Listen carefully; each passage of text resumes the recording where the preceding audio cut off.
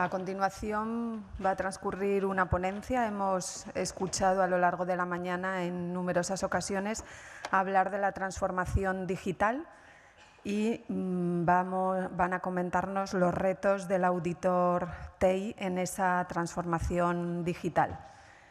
Nuestro ponente será don Rubén Frieiro, socio de Deloitte, entidad patrocinadora de esta jornada.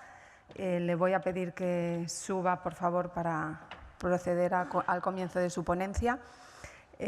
Rubén comienza su carrera profesional en Deloitte en 1999 como consultor del Grupo de Gestión de Riesgos Tecnológicos.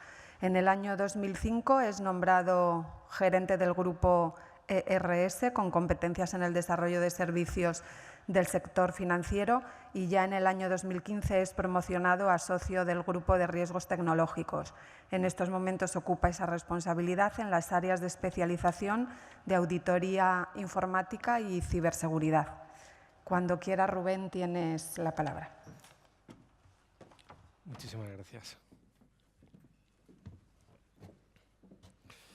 Bueno, lo primero, agradecer tanto a la organización, a ISACA, especialmente también al resto de patrocinadores que posibilitan que se celebre esta jornada, a ustedes que asisten y que, sobre todo a estas horas que van pasando de la mañana y al momento al que nos vamos acercando al de la comida, pues cada vez se hace más difícil sufrir este tipo de ponencias, así que espero que pueda estar a la altura, pueda hacer que se queden con un buen recuerdo y que por lo menos de lo que yo les cuente ahora se lleven una o dos cosas y que puedan aprovechar en su día a día. Les voy a pedir, antes de nada, que hagamos 30 segundos un viaje a 1988. A ver si se proyecta. Pues no podemos hacer el viaje a 1988. Nada. Básicamente lo que tenía previsto en este viaje a 1988 era una pequeña entrevista de Isaac Asimov cuando se le pregunta cuál es su visión sobre el futuro de la tecnología, de cómo él ve la educación, y empieza hablando de que él imagina un futuro en el que absolutamente todos los hogares van a poder estar interconectados con una especie de biblioteca central donde se va a aglutinar todo el conocimiento o la mayor parte del conocimiento que tiene la humanidad. De tal manera que cada uno pueda definir su propio plan de formación, aprender a su ritmo, aprender en lo que quiere y, en definitiva, aprender de una forma muchísimo más personalizada, ¿no?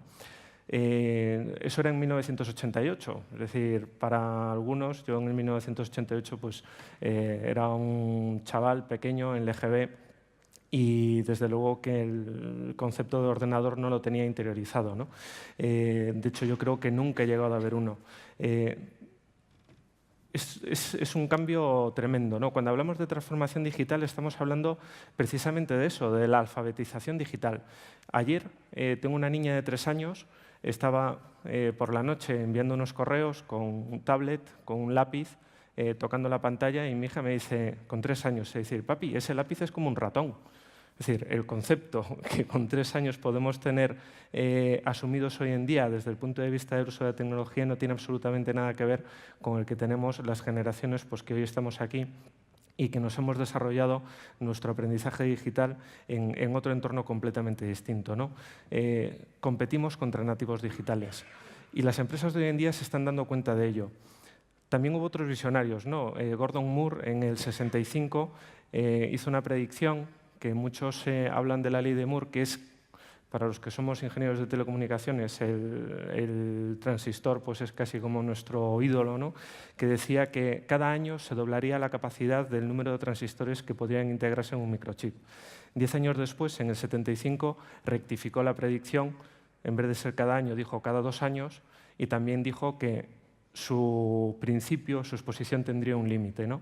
En el 2007 ya fijó el límite de su predicción pues, entre el 2017 y el 2022 más o menos, cuando otra tecnología dé el sorpaso a la microelectrónica que tenemos hoy en día y nos encontremos ante otro tipo de tendencias. La transformación digital la vamos viviendo día a día porque estamos en un mundo hiperconectado, donde la flexibilidad que tenemos para compartir información y la capacidad de procesado que llevamos en nuestros bolsillos es ingente. Recordaréis alguno de los anuncios donde salía pues, alguno de los astronautas, no recuerdo exactamente quién, que pisaba la Luna y decía: en el año que llegamos a la Luna lo hicimos con una tecnología inferior a la que hoy llevas en tu bolsillo. Y es la forma en la cual estamos ya entrando en esta cultura y avanzando por esta cultura, ¿no? Y sobre todo que nos transforma en los paradigmas en los que nos comunicamos. Somos analfabetos digitales para los que nos vienen detrás nuestra, que han crecido, entienden la tecnología de una forma completamente distinta como la entendemos nosotros. En un estudio que hemos realizado junto con el MIT, que pueden, cuando se distribuye la presentación, he añadido un slide final con las referencias para que tengan localizados todos los documentos y toda la información que he puesto en la presentación, se hace un análisis de una serie de empresas para tratar de identificar cuál es su punto de madurez digital y en ese punto de madurez digital conocer cuáles son las características que las definen, ¿no?, en ese estadio de madurez. Más o menos, para que se hagan una idea, de la muestra, del 100% de la muestra, aproximadamente un 47 o 48% de las empresas se encuentran en la franja intermedia, en la franja de la gestión de las distracciones, en un nivel de madurez intermedio. Un 29% de las empresas se declaran inmaduras digitalmente y otro casi 30% están cerca de un nivel de madurez que ellos entienden altos, ¿no? Cuando analizas eso por cada uno de los segmentos, ves que las empresas eminentemente tecnológicas son las que responden precisamente en esa parte de madurez. ¿Y qué características las definen? Pues cuando hablamos de inmaduros digitales, generalmente hablamos de gente que no tiene estrategia digital y que se cree que la tecnología es para poner el foco en el cliente, para ganar clientes y para ganar sobre todo productividad. Y existe una carencia de liderazgo. Y la barrera de entrada que se encuentran es precisamente esa ausencia de estrategia, ¿no? Una vez que implementamos la estrategia, damos el primer paso de crecer en la madurez y nos encontramos con que todo nos distrae. Todas las tecnologías nos parecen interesantes, todas las tecnologías creemos que nos pueden aportar valor a nuestro negocio y, desde el punto de vista de la gestión de riesgo, nos distraen. ¿Dónde ponen el foco estas empresas? Sobre todo en el crecimiento. Y lo que buscan es apalancarse en la tecnología para crecer. Y se encuentran con un problema, el mismo problema que se encuentran las empresas maduras, y es la falta de habilidades digitales. Es decir, están abordando un proceso de transformación donde lo que identifican es una notable carencia de habilidades digitales. Y precisamente son las empresas maduras las que apuestan por el desarrollo del talento digital. Y estas empresas maduras que tienen establecido una estrategia, que tienen una cultura digital bastante, digamos, extendida a lo largo de toda su organización, ponen el foco en la transformación, ponen el foco en el desarrollo de esas habilidades y, sobre todo, la barrera que se están encontrando desde el punto de vista de madurez y desde el punto de vista de avanzar en su estrategia digital es la seguridad, hacerlo con seguridad.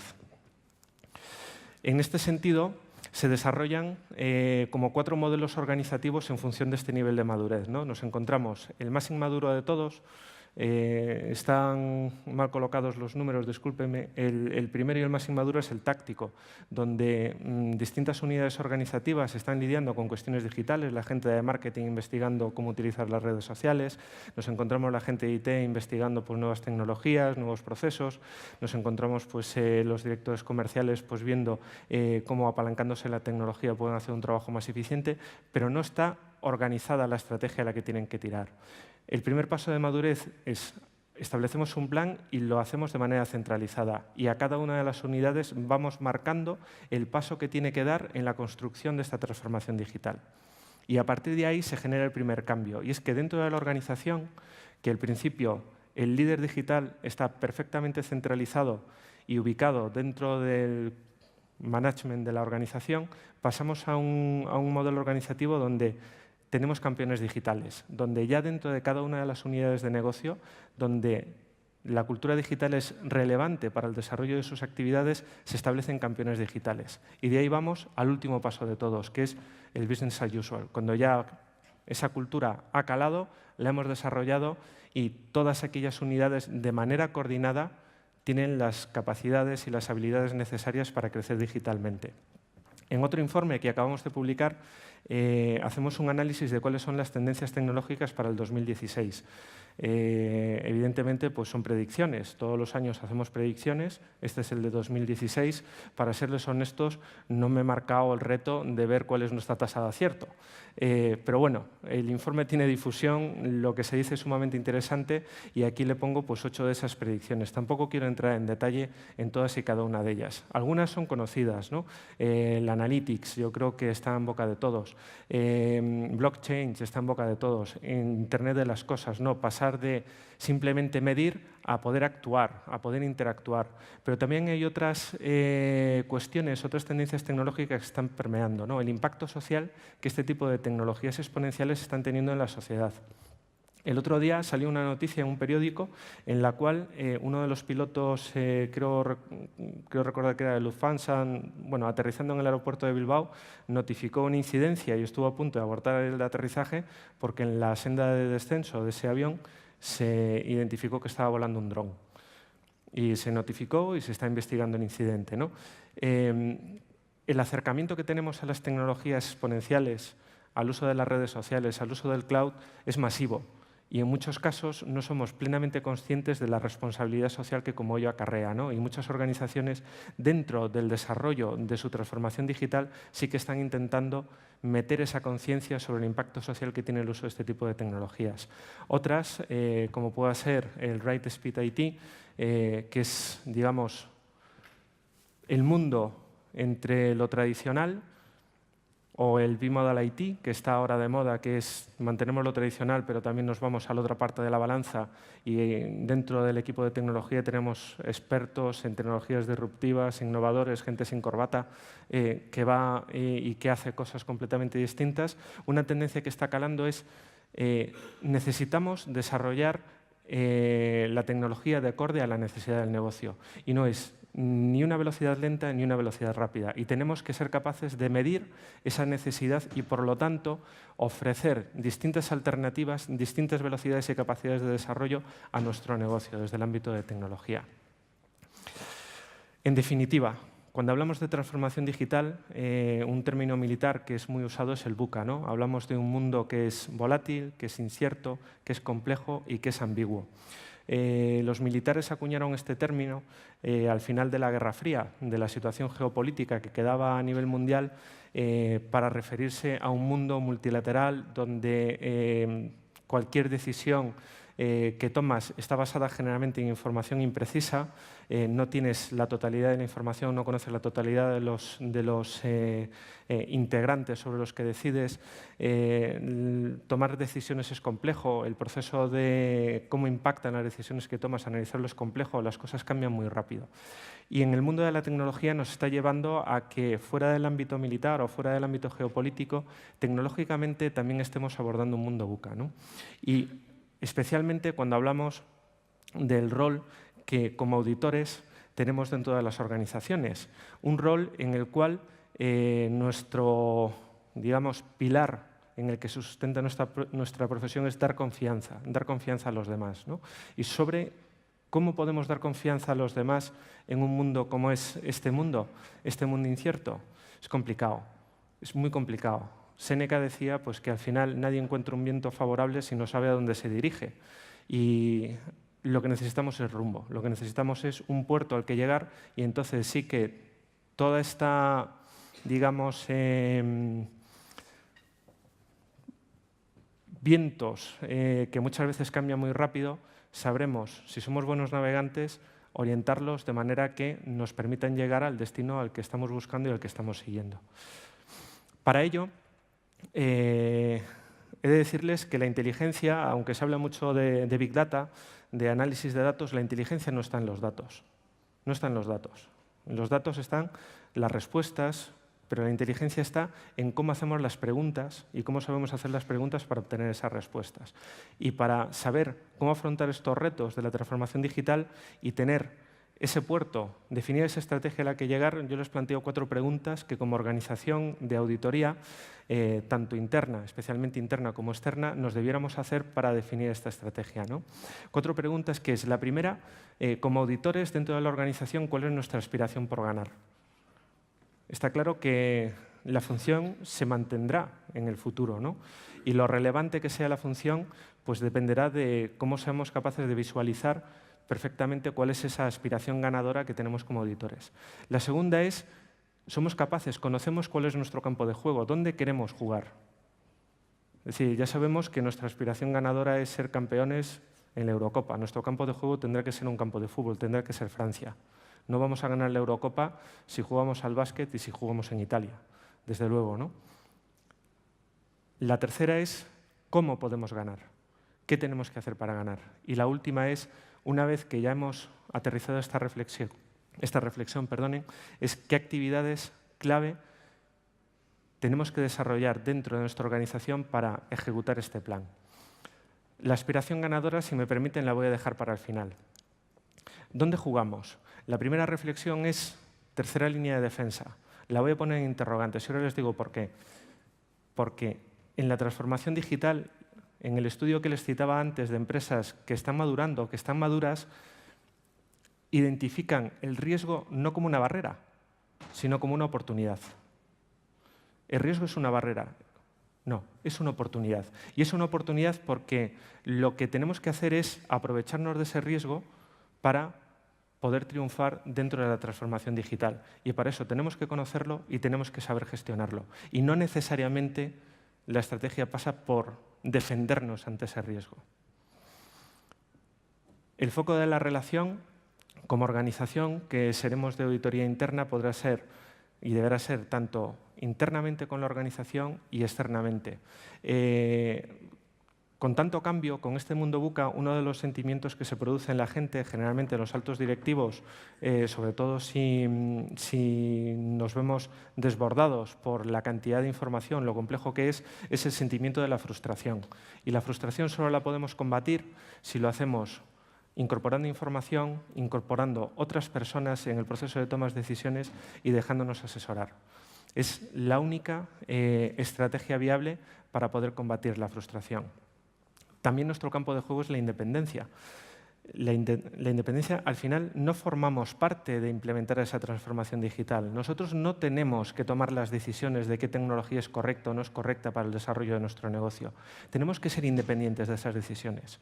Pero tenemos que ser conscientes de que quien toma esas decisiones lo hace con la información correcta y asesorado en la forma en la que tiene que estar asesorado, que es sabiendo precisamente que el uso de estas tecnologías va a tener un impacto importante dentro de la organización y el éxito y el fracaso del plan de transformación digital sin duda va a depender de cómo gestionen el riesgo al que se va a ver expuesto. Y lo que tenemos que garantizar como auditores es precisamente que somos capaces de asegurarle ante cualquier tercero que esa organización, ese comité de dirección, está haciendo una gestión adecuada del riesgo.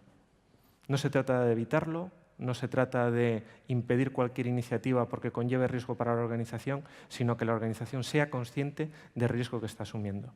Y por último, el talento digital. Es una de las mayores debilidades que tenemos en este momento y desde luego que un elemento fundamental del campo de juego en el que se va a desarrollar esta batalla va a ser el talento digital. Cuando hablamos de esa tercera línea de defensa, en las referencias bibliográficas que les he puesto en la presentación, hago referencias pues, a una ponencia de principios de año de ISACA en Estados Unidos, donde se hace un debate interesante sobre las líneas de defensa versus las 3 líneas de defensa versus las 5 líneas de seguridad. Les recomiendo sinceramente que la lean porque algo que se dice ahí es que al final, cuando hablamos de líneas de defensa, partimos de una estrategia, entre comillas, perdedora, que se basa exclusivamente en conocer cuáles son las amenazas que tenemos que gestionar y, apalancándonos en nuestras fortalezas, evitar que esas amenazas pues, puedan dañar a la organización. Cuando dejamos de lado, dentro de la estrategia del auditor, explotar tanto las oportunidades como las propias debilidades de la organización, ¿no? Y como auditores, nuestra estrategia no tiene que ser exclusivamente defensiva frente a la transformación digital. Tiene que ser una estrategia de ataque combinando oportunidades y combinando fortalezas que también nos da para la profesión y también en algunos casos en aquellas debilidades manifiestas de la organización, sin duda, ser capaces de asesorar a nuestra dirección, a nuestros stakeholders, que se tienen que replantear otro tipo de estrategias, una estrategia de reenfoque.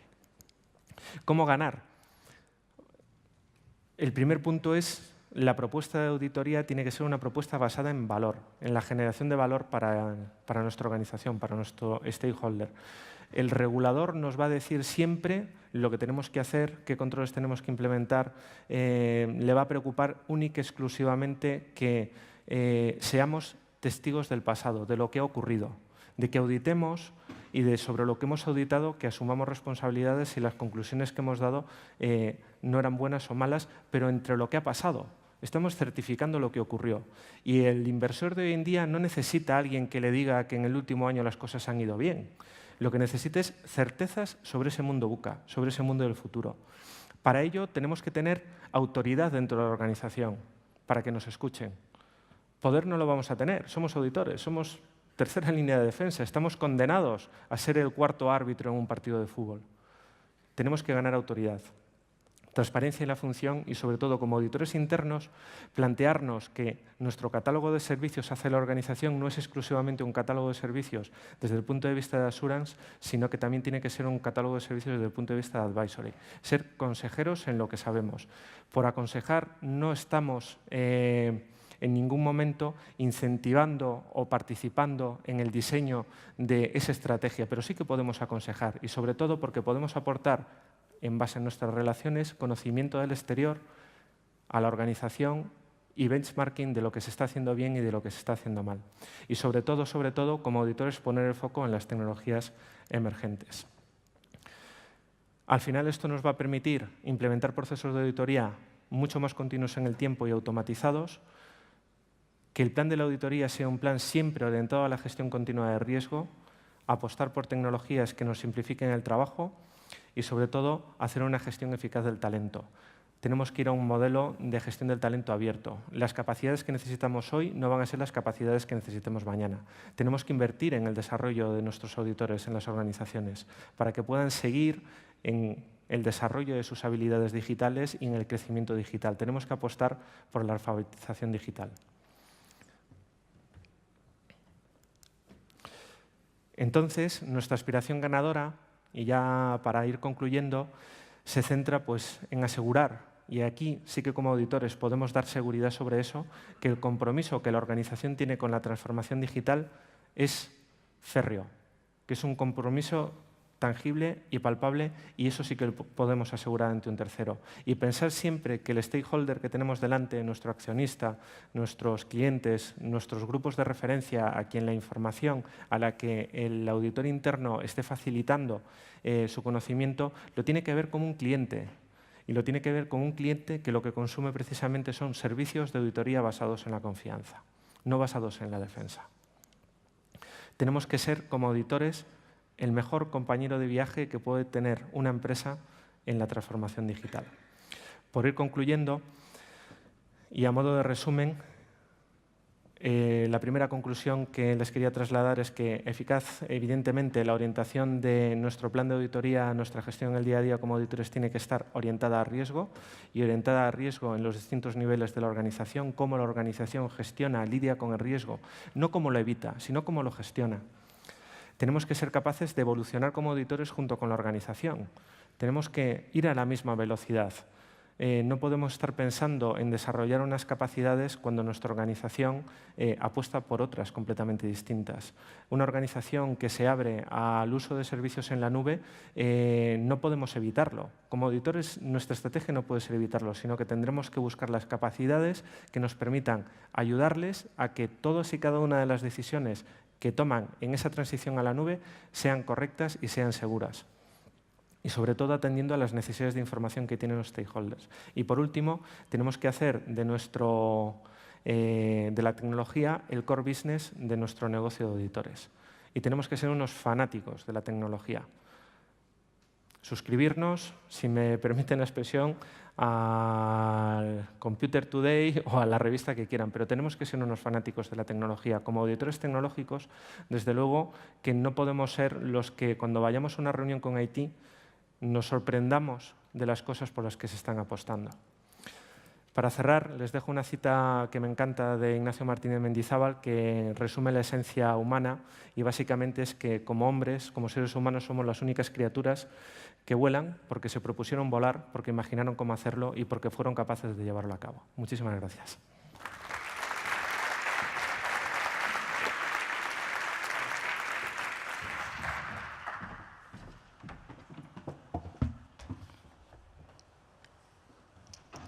Muchas gracias, Rubén.